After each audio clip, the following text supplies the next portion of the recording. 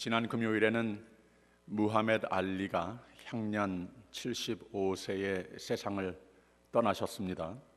무하메드 알리는 그의 누군가 또 어떤 인생을 살았던 사람인가 아무런 설명이 우리 누구에게도 필요 없는 사람이었습니다. 60년대의 세계의 무대에 복싱 선수로 등장했지만 이 복싱 세계를 초월하는 그런 인생을 살았습니다. 모든 스포츠계의 큰 인스피레이션으로 영향을 끼친 사람이었습니다. 스포츠 세계를 또 초월한 인생을 살았습니다. 미국과 전 세계의 인권 운동을 서슴지 않고 앞장서는 삶이 됐습니다. 그리고 흑인과 모든 소수 민족에게 더욱 권익이 보장되는 사회 법이 현실화되는 과정의 주요 인물이 되기도 했습니다. 그래서 그는 한 인종, 한 스포츠계를 거뜬히 초월하는 그런 이미지로서 온 세상의 반세기 이상 아마도 예수님 다음으로는 가장 높은 명성을 띄운 이런 사람이 됐습니다. 이렇게 누구에게나 긍정의 힘에 영향을 끼치며 자신의 생애의 모든 위기와 도전과 장벽은 인류의 가장 위대한 인물들 중에 한 사람으로 일컬을 정도로 신념과 굴할 줄 모르는 노력과 인내 그리고 긍정의 힘으로 이렇게 온 세상에 그의 죽음을 아쉬움으로 그러나 누구나 인생의 선생님으로 기리며 보내게 됩니다. 그의 명언 중에 하나가 가장 유명했는데 이런 말을 한때 했습니다. The world's greatest lie is to be told it's impossible. 이 세상의 가장 큰 거짓말은 불가능하다라고 하는 말이라. 이렇게 참 귀한 명언을 남겼습니다. 무하메드 알리는 그리스도인은 아니었습니다. 그러나 그의 세상의 레거시, 가장 큰 남긴 영향은 긍정의 힘입니다. 누구나 세상의 풍랑과 장벽들은 위기는 만나게 되어 있지만 거기서 내가 비관의 관념에 휩쓸리지 않겠노라고 하는 생각과 신념, 내가 믿는 것이 있으면 해야 한다, 해야 하면 할 수 있다. 이마누엘 칸트의 말을 기억나게 하는 나는 해야 한다, 그러므로 나는 할 수 있다. 이대로 산 사람이었습니다. 그리고 이걸 해내는 힘, 바로 이런 힘을 보여주고 힘이 돼주고 권면하는 참 아름다운 생애였습니다. 오늘 하나님 주시는 말씀은 바로 이런 인간이 가질 수 있는 힘, 근데 인간이 종종 잊어버리는 힘, 이런 힘을 어떻게 인생의 위기와 어려움 중에 쉽게 잃어버릴 수 있는 것인가, 또 잃어버렸으면 어떻게 이런 힘을 우리가 되찾을 것인가에 이 모하메드 알리보다도 영원토록 더욱 위대하고 전지전능하신 하나님의 말씀 속에서 이 진리를 발견해 보고자 합니다. 우리가 지난 주일에는 바로 전장 12장 1절에서 4절을 보았습니다. 아브라함의 믿음, 대단한 믿음이라고 보았습니다. 하나님의 부르심이 먼저 있었습니다. 아브라함의 순종이 즉시 따랐습니다. 거의 동시적으로 순종이 있었습니다. 이 부르심이라고 하는 것은 하나님을 택하시는, 개인을 택하시는 하나님이라고 그랬습니다. 또 이 세상에서 눈에 보이는 것만 믿고 의존하는 그런 삶에서 영원을 하나님을 바라보고 사는 삶을 살아라, 불러내시는 하나님이라고 그랬습니다. 그리고 믿음을, 순종을 요구하시는 하나님이라고 그랬습니다. 하나님의 부르심, 우리의 순종, 왜 그렇게 중요한 것인가? 하나님께서 우리에게 향한 마음은 사랑, 축복뿐이기 때문에 그렇다고 그랬습니다. 근데 오늘 말씀을 보면 아브라함은 이 믿음의 아버지라고 일컬음을 받을 정도의 믿음이 있었지만 완전한 사람은 아니었었던 것을 또 보여주고 있습니다. 사람이었었다고 하는 말입니다. 인생의 위기를 만나게 되는데 믿음의 아버지, 순종의 아버지, 축복의 아버지가 일시적으로나마 믿음을 좀 떠나게 된다고 하는 말입니다. 순종을 좀 떠나게 됐습니다. 그래서 하나님의 축복을 떠날 뻔한 위기를 경험하게 된다고 하는 겁니다. 조금 뒤로 가서 지난주 이 하나님의 부름, 이 아브라함의 믿음, 또 아브라함의 순종, 하나님의 축복이 아브라함의 이 멋진 시작 이후에 생긴 일을 조금 우리가 볼 필요가 있습니다. 그래서 뒤로 가서 12장 10절에 있는 말씀 한번 읽어보세요. 시작. 그 땅에 기근이 있으므로 아브라함이 애굽에 우거하려 하여 그리로 내려갔으니 이는 그 땅에 기근이 심하였습니다. 그랬습니다. 믿음이 강하고 진정했지만 이 아브라함은 그의 생각, 지혜 전부를 지배를 받는 그런 믿음은 아직까지 되지 못했던 것을 알 수가 있습니다. 이 테스트가 인생로의 믿음의 여정에 위기가 다가올 때였다고 하는 겁니다. 이 가나안에는 기근이 심했다 그랬습니다. 그래서 아브라함은 가족을 데리고 애굽으로 내려갑니다. 왜 그랬습니까? 그 애굽에는 더욱 발전된 사회로서 저축된 풍성한 양식이 거기에 있었기 때문에 찾아간 겁니다. 애굽에는 아주 특이한 문화가 또 있었습니다. 이 중동의 보편적인 문화였습니다마는 왕은 많은 아내를 거느릴 수 있었습니다. 한 가지는 결혼한 여자는 거기에 포함할 수 없었습니다.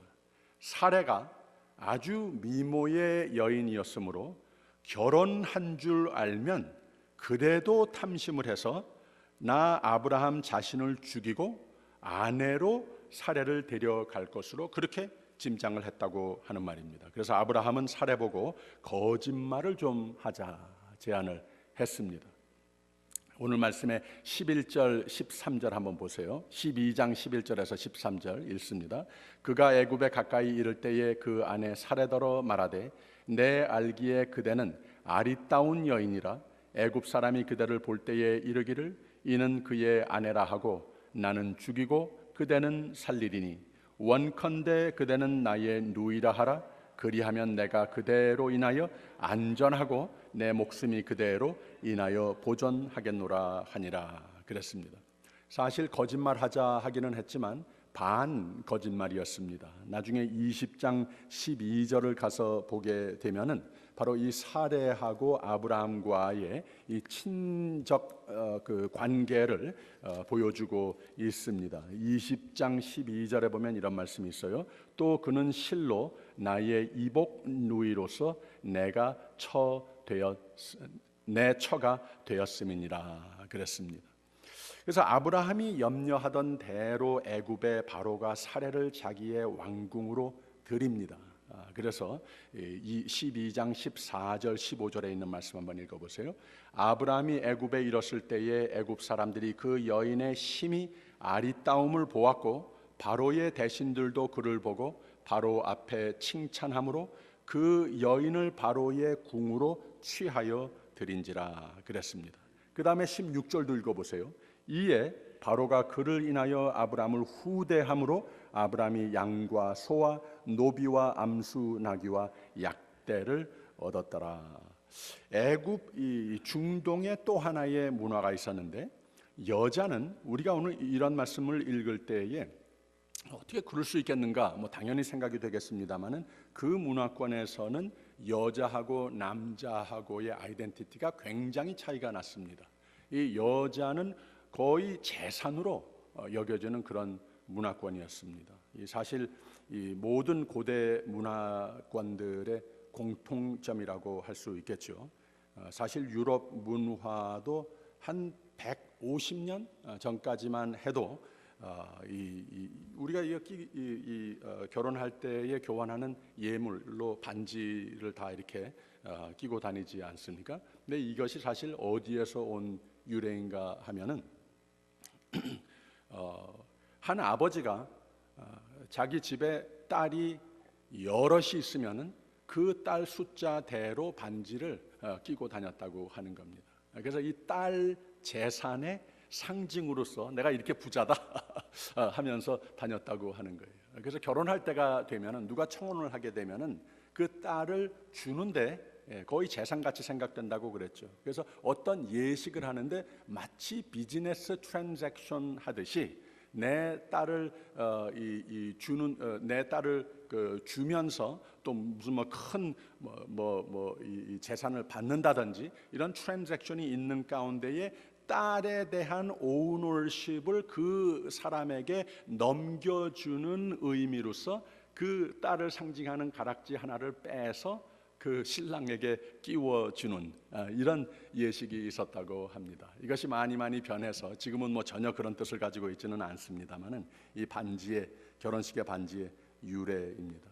그리고 또 이 들러리 서지 않습니까? 이것도 사실 그 비슷한 문화권에서 온 거라고 합니다. 이 신부 결혼식을 올릴 때에 이 유럽에서 무엇을 어떤 그런 이 미신이 있었는가 하면은 여러 가지 귀신이 있는데 결혼식에 여자를 쳐가지고서는 아기를 갖지 못하게 하는 그러한 귀신이 있었다고 합니다.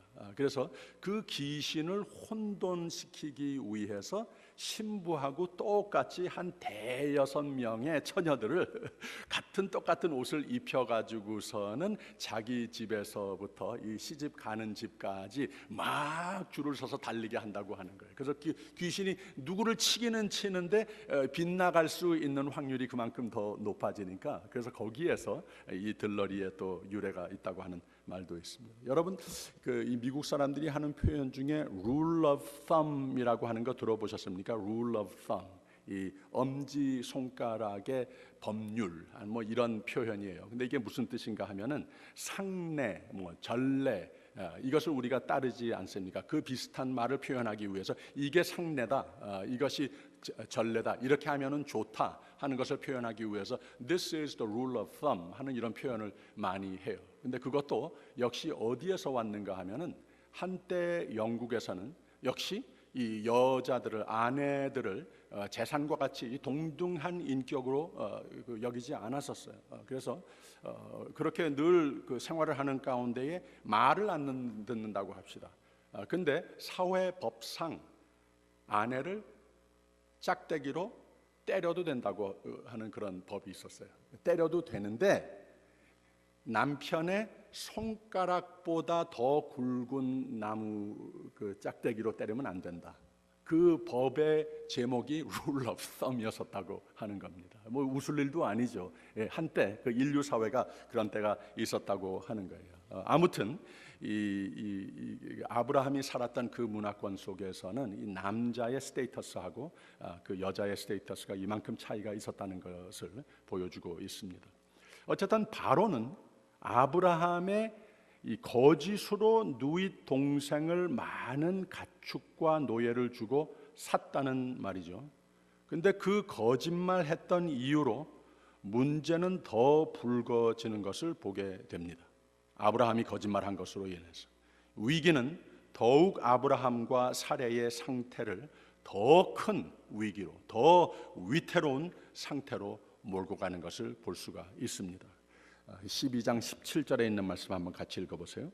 여호와께서 아브라함의 아내 사레의 연고로 바로와 그 집에 큰 재앙을 내리신지라 그랬습니다. 큰 재앙을, 심한 병을 내리셨습니다.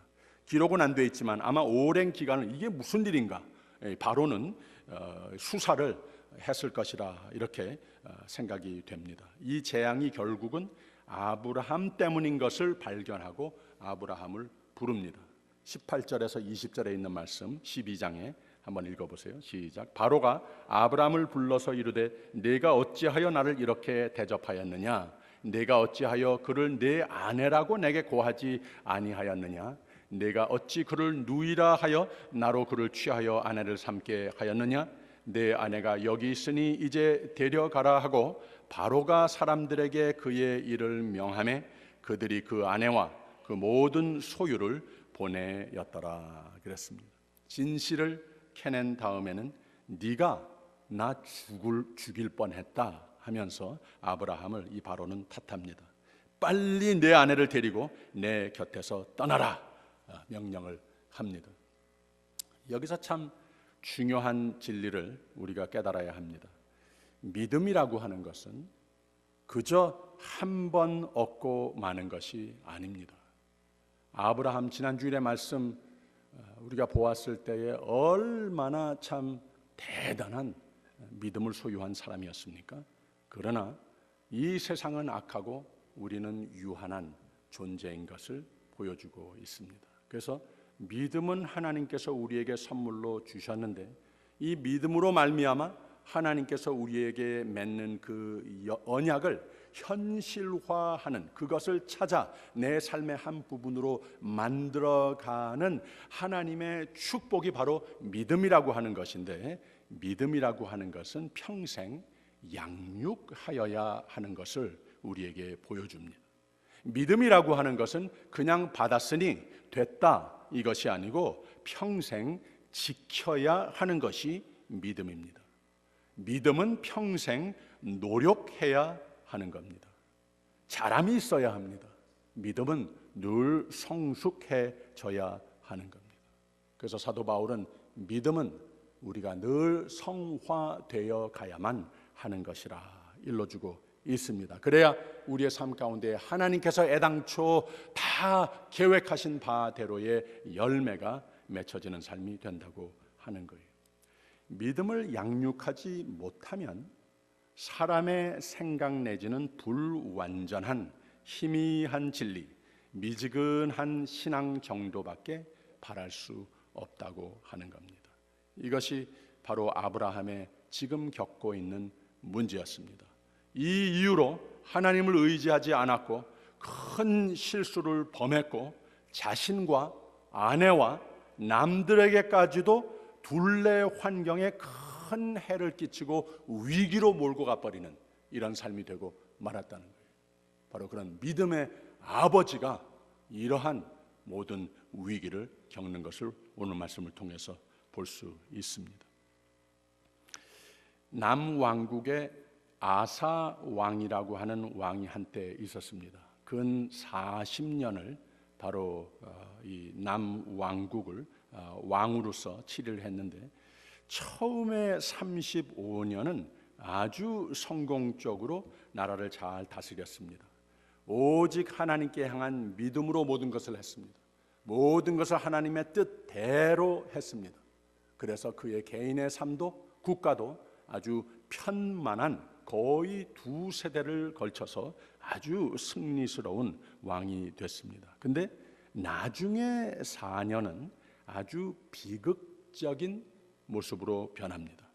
나도 나라도 다 비극적으로 그 생애를 마무리하게 됩니다. 이 상황에서 아사 왕을 선지자가 찾아와서 아주 마음 아픈 그런 모습으로서 뭐라고 말을 하는가 하면은 잘 하더니 왜 마음을 바꾸었느냐, 하나님을 그렇게 의지하여서 이렇게 35년 동안 승리만 하던 당신이 어떻게 하나님을 등지고 이 세상의 강국들을 의지하고 그러는 가운데 이렇게 비극적인 모습으로서 왜 변했느냐, 어떻게 이렇게 변할 수 있겠느냐, 예전에도 그렇게 많은 국가적인 위협이 있지 않았느냐, 그러나 그때에 다른 강국들에 의존하지 않고 하나님을 의존하였더니 하나님께서 늘 승리의 길로 인도해 주시지 않았느냐, 지금 그렇게 새로운 더 큰 위기도 아닌데 왜 여기에서 하나님을 의지하지 않고 다른 나라를 의존하느냐, 왜 내 마음을 바꾸었느냐 책망을 합니다. 그리고 뭐라고 그러는가 하면은 내가 여호와와 함께하면 여호와께서 너와 함께 하시리라 그랬습니다. 한국의 교회사에 유명했던 최봉석 목사님이 있었습니다.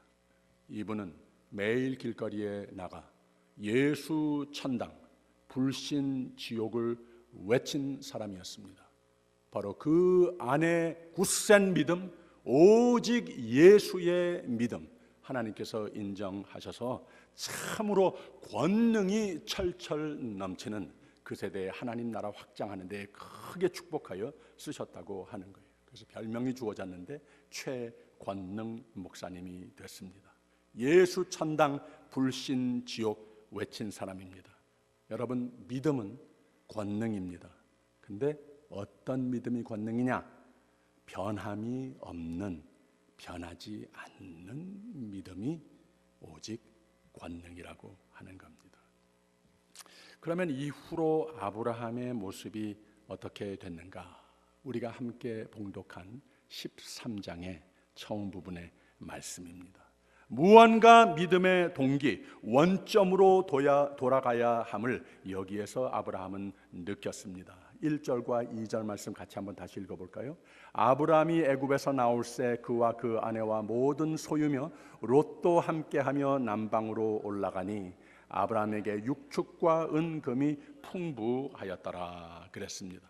사실 그 전에 기근이 있을 때에 이렇게 위기를 맞아서 큰 참 실수를 했었는데 이제는 필요한 거 다 가지고 다 풍부해졌습니다. 사실 이 시점에서 좀 쉬자, 믿음을 좀 떠날 수도 있었는데 아브라함은 느끼는 바가 분명히 있었다고 하는 거예요. 많은 재산이 생겼는데 기근의 문제도 해결됐는데 그러나 바로 조금 전에 큰일 날 뻔했거든요. 죽을 뻔했거든요.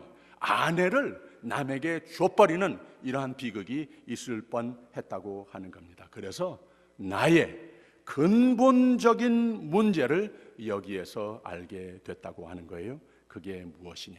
하나님을 잊고 나 자신의 유한한 지혜에 의존했던 것, 위기와 사람들을 괜히 지나치게 두려워하고 그러는 모습으로 자신이 변해 있었던 것을 깨닫게 됐다고 하는 겁니다.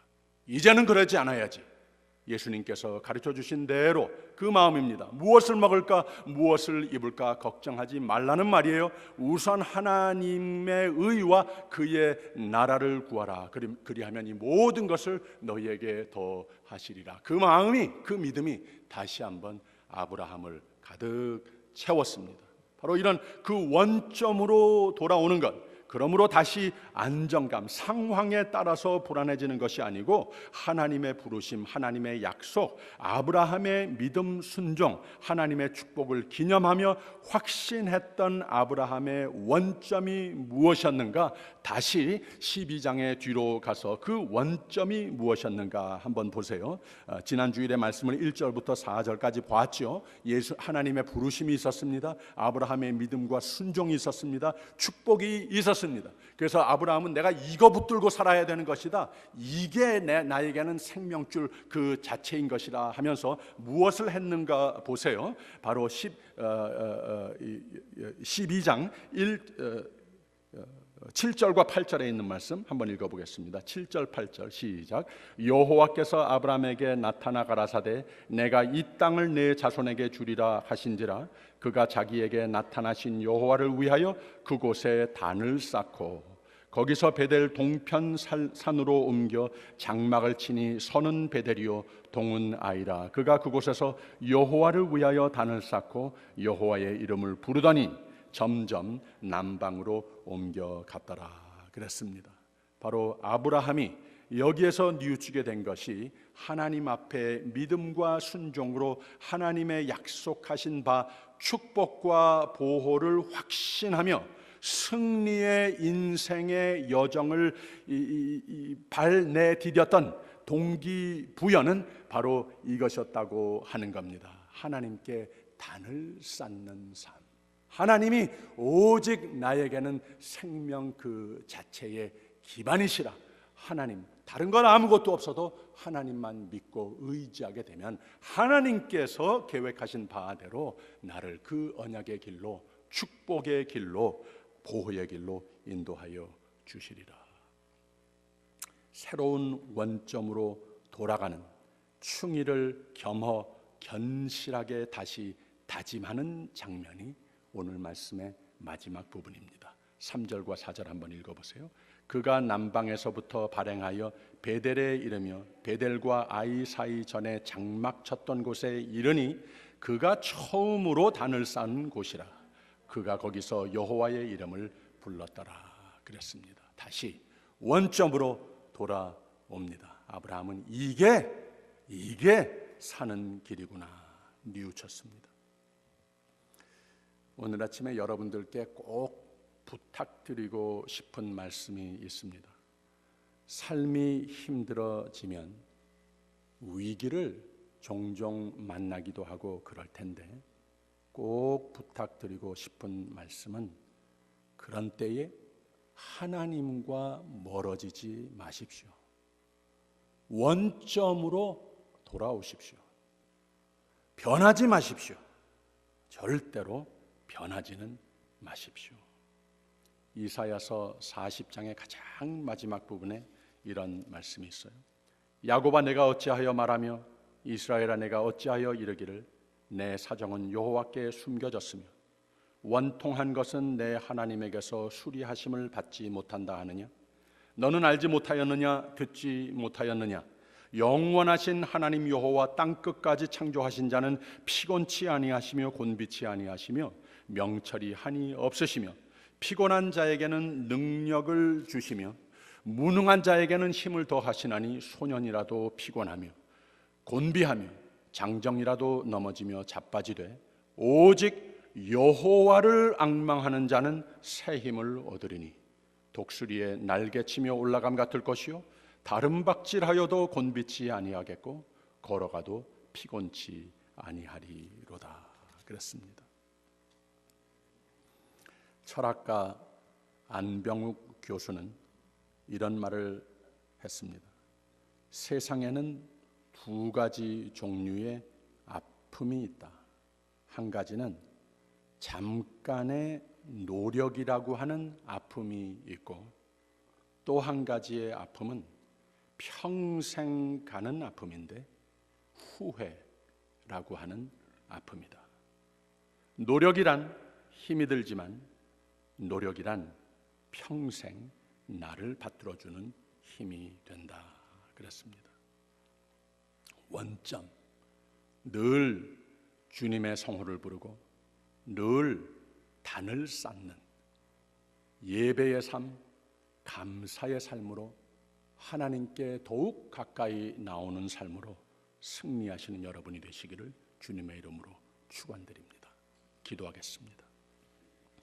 사랑의 하나님 아버지, 나의 환경, 상황, 사람들은 변해도 심한 기근 같은 때가 와도 주님을 여호와를 오직 앙망함으로 더욱 하나님께 의지하는 삶, 참으로 하나님의 힘으로 하나님의 역사하심으로 승리하는 삶, 나는 오직 믿으리라 하는 신앙만 잘 지키는, 그래서 늘 새 힘으로 승리하는 귀한 주의 종들의 삶이 되게 하여 주시옵소서.